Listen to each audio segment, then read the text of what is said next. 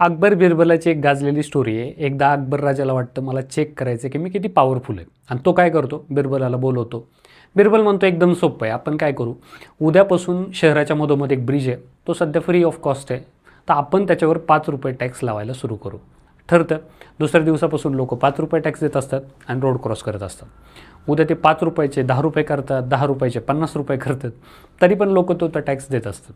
मग ते काय म्हणतात, अरे काय मजा येत नाही, आपण काय करू, ह्याच्यात एक ट्विस्ट करू आणि त्या ₹50सोबत लोकांना एक थोबाडीत मारायला पण सुरू करू.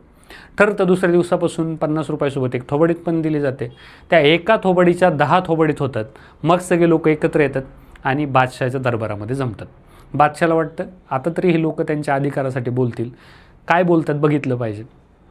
त्यावेळेस तुमच्या माझ्यासारखा एक जण त्यात जातो आणि बादशाला म्हणतो, बादशाह आम्हाला टॅक्स द्यायला पण प्रॉब्लेम नाही, आम्हाला थोबाडीत खायला पण प्रॉब्लेम नाही, आमचा प्रॉब्लेम एवढाच आहे की तू एकच माणूस अपॉइंट केला आहे 10 थोबाडीत द्यायला, त्याच्यामुळे खूप मोठी लाईन होती आणि खूप टाईम जातो थोबाडीत खाण्यात.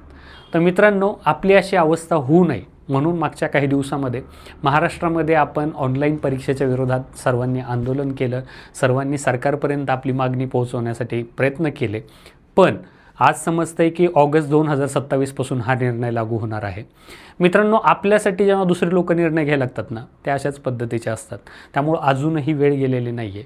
आपण सर्वांनी संविधानिक मार्गाने कायद्याच्या चौकटीत राहून आपलं म्हणणं सरकारपर्यंत पोहोचवलं पाहिजे. ही आपल्या सगळ्यांची जबाबदारी आहे.